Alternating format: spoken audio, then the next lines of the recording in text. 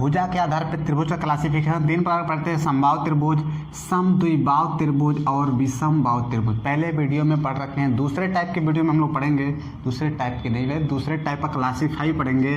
By angle यानी कि कोणों के आधार पर त्रिभुज को बांटा गया है। कौन कौन सा मिल जाएगा? समकोण त्रिभुज मिल जाएगा, न्यून कोण त्रिभुज मिल जाएगा, अधिक कोण त्रिभुज मिल जाएगा। एक्चुअली हम लोग को पहले पढ़ना चाहिए न्यून कोण, फिर आएगा समकोण, फिर आना चाहिए अधिक कोण, लेकिन हम इनको साथ में पढ़ेंगे। क्यों?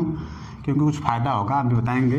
हाँ, ये समकोण त्रिभुज पढ़ते हैं। समकोण त्रिभुज का मतलब होता है एक कोण 90 डिग्री है। कितने का हो मेरे भाई? एक कोण 90 डिग्री का हो तो क्या कहलाता है? समकोण कहलाता है। ऐसा त्रिभुज जिसमें एक कोण कितने का हो? 90 डिग्री का हो जाता है समकोण त्रिभुज। ये अगर 90 का है, 90 के सामने क्या होता है? कर्ण होता है, इसको पहले ही बता रखे हैं। इसमें अगर ये कोण ले लिया जाए तो इसके सामने हमको लंब मिल जाएगा और एक जो बचेगा क्या हो जाएगा मेरे भाई? आधार है। तो यहाँ पर एक पाइथागोरस गणितज्ञ थे, उन्होंने बताया था, पाइथागोरस प्रमेय दिया था। क्या बताए थे? उन्होंने कहा था कर्ण का स्क्वायर कर दो।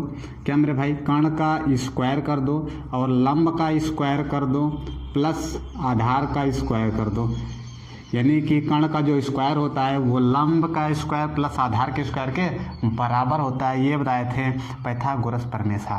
लड़का इतने जानेगा समकोण त्रिभुज में और सोचेगा उखाड़ देंगे, नहीं भाई, गड़बड़ा जाओगे, और कुछ जानना पड़ेगा। देखिए ये क्या है? समकोण त्रिभुज है। नाम दे देते हैं ABC। ये समकोण वाला शीर्ष है। अगर इससे कर्ण पर लंब डाल दिया जाए, याद रखिएगा लंब यानी कि 90 डिग्री पे एक रेखा खींच दी जाए तो लंब कहलाएगा BD, नहीं AD। क्या है मेरे भाई? AD। तो जो ये AD का स्क्वायर होता है, AD का स्क्वायर, ये देख रहे हैं AD का स्क्वायर, ये BD गुणता DC के बराबर होता है। ये बात भी आप याद रखोगे। ये सब बातें लड़का ध्यान भी नहीं करता और पहुंच जाता है सवाल लगाने, लगा नहीं पाता है, फिर सोचता है यार क्या करें, फंस जाता है। अब ये पहला जानकारी, ये पहला। दूसरा और कुछ होता है इसमें। देखिए अगर ये समकोण त्रिभुज है, ये 90 डिग्री है, इसके समकोण वाले शीर्ष से कर्ण के मध्य बिंदु को मिला दिया जाए। ये कर्ण का मध्य बिंदु है, अर्थात ये दूरी बराबर होगा। नाम दे देते हैं ABCD।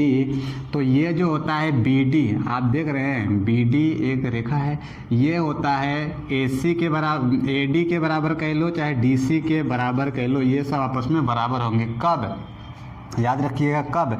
जब समकोण वाले शीर्ष से कर्ण के मध्य बिंदु को मिला दिया जाए तो ये तीनों आपस में बराबर हो जाते हैं। ये तीनों, इस बात को याद रखिएगा। ऐसे सीधे सीधे क्वेश्चन पूछ लेगा तो यहाँ पर एक्चुअली अर्धवृत्त बन जाता है। ऐसे हम लोग वृत्त खींचेंगे तो ये ऐसे होके जाएगा, तब ये सिचुएशन आ जाता है अर्धवृत्त के केस में।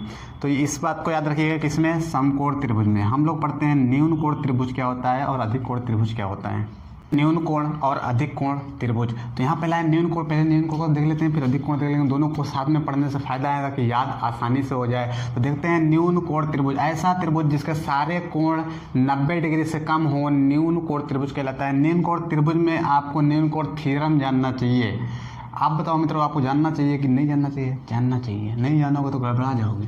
तो यहाँ पर जान लेते हैं न्यून कोण थ्योरम क्या कहता है। न्यून कोण, जैसे सारे कोण न्यून कोण हैं, एक कोण डिसाइड कर लिया तो इसके सामने एक भुजा मिलेगी, उस भुजा का वर्ग कर दो। न्यून कोण के सामने वाली भुजा का वर्ग, त्रिभुज के अन्य दो भुजाओं के वर्गों का योग।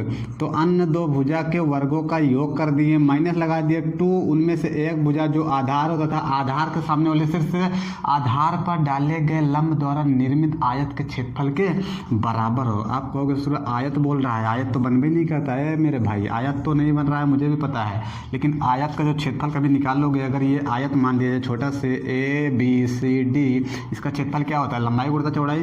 तो लंबाई इसका है BC गुणा CD, चौड़ाई हो जाएगा। तो आप देखो C कॉमन है तो इसके क्षेत्रफल में कुछ कॉमन होता है, तो यहाँ पर देखिए B कॉमन है, तो इसलिए आयत बोलना जरूरी है। अधिक कोण देखते हैं, ऐसा त्रिभुज जिसमें एक कोण 90 डिग्री से ज़्यादा, 180 से कम, 180 से कम हो और 90 से ज़्यादा हो मेरे भाई, क्या कहलाता है? अधिक कोण त्रिभुज कहलाता है। अधिक कोण प्रमेय होता है। अधिक कोण प्रमेय ये कहता है, ऐसे ये अधिक कोण अगर है तो इसके सामने की भुजा का वर्ग कर दो, तो यहाँ सामने की भुजा मिल जाएगी BC, BC का वर्ग त्रिभुज के अन्य दो भुजाओं के वर्गों का योग। अन्य दो भुजा कौन मिलेगी?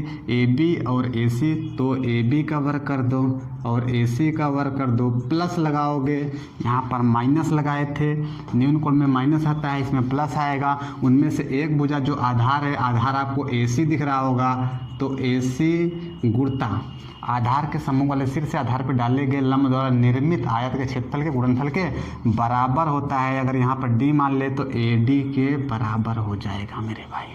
ये अधिक कोण थ्योरम, ये न्यून कोण थ्योरम आप जानते रहोगे, सवाल आसानी से बनेगा।